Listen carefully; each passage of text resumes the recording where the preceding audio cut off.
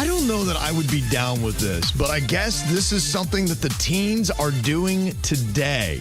Location sharing is kind of their way of staying connected.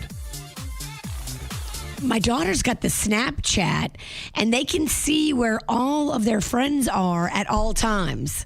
Like, it's a giant map, and it just has their emoji or their little face or the little whatever the little icon for each kid is. That's how I know I'm old, because when I grew up, I didn't want people following me and knowing where I'm at all the time. It's horrifying. You can turn yourself like on ghost mode, but then you have to get all your friends to do the same thing. If you're with a group of people, they can tell where you are, even if you're on ghost mode, by the people that you're with. That's where I thought the problems would come in, because I do remember that as a kid, even a teenager, where you would want to hang out with somebody like, oh, I can't, man, I got to mow the lawn. And then you would find out that they actually went out and did something with somebody else. And you're like, why lie to me? You know, you would easily be able to check that. I don't know that I want my friends knowing where I am. I'm surprised that teens do this. How big is the group that your daughter has that is sharing their location with each other? So many. I would say probably 100 kids. Oh, wow. Yeah. Okay, yeah, that she is can a lot. see like where anybody is in like Jupiter, up in Tallahassee. Yeah, they say you can do Life 360, Snap Map, and Apple's Find My are the tools that teens are using today. They say it expresses trust and intimacy, but it has to cause a lot of drama. Unless things have changed, I can't imagine things haven't changed. I even see that sometimes with my daughter, and she's always had that with her friend groups. And still, she's 27 years old, and that still kind of happens today, where some friends will be jealous if she goes out and is hanging with a couple other people and they didn't get an invite. That's how Magnolia, when she was being stalked by those crazy girls, that's how they found her. Was because they knew who she was with, and even though she had turned her location off, they could see where her friends were, and they knew Magnolia was with those girls. Yeah, is it wisdom of age that makes you see this as being a terrible idea? I don't love it. Or are things different with kids today? Because if this were an option, I don't think I would have taken part in it. I want nobody to ever know where I'm at any time. Right. Ever. Yes.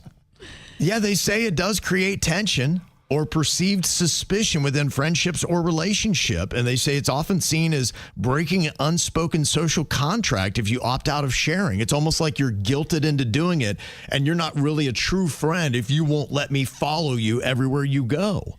If you are hiding your location, it means you're up to no good. Yes. Or you're afraid of somebody following you. Right. I just can't even see any benefit to this. The only benefit I could see is that if it's a date night and you're like, hey, turn this on so we can kind of keep tabs on where everybody is in case something happens. You just never know when you go out in South Florida that something could happen. So if I wind up in a place you don't think I should be, you'll know exactly where I am. Who are you with? Right. That's the only benefit I could see, but I wouldn't want that on all the time. No. Yeah, it's kind of odd. I'm kind of curious if there's anybody else that does this. Do adults do this? I wouldn't think so. I'm not on Snapchat. Are you? No. I have it, but I don't think I'm on it. I'm on Life 360, but that's just the family, and it's like a closed group. KVJ is on Snapchat, but we realized we were way too old to even mess around with that. I don't really think there's a need for us. But We felt like the creepy uncle in the room. It's just, it wasn't a good look. I have the app, but everything in my family is such a mess. I need to I just don't have time, and it's going to be a project that I have to sort out. But we're on some family sharing thing, and I see my son's snaps on my phone that his friends and everybody's sending him. So I'm getting those. And for some reason now, some of my text messages are going to my wife. She just told me on Saturday, she's like, oh, by the way, earlier in the week, you got a text from these couple people. I'm like, wait, what? Right.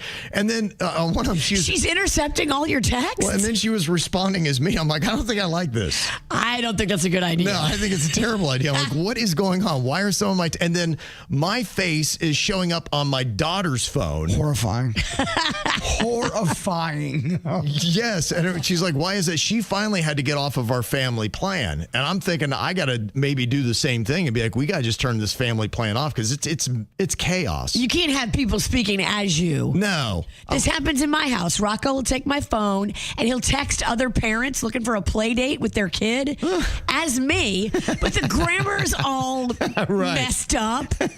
And he uses like the wrong words, like not at all how I would say it. These parents probably think I'm a psychopath. Rocco's mom's not all the way there. Rocco's mom is obviously drunk. Yes.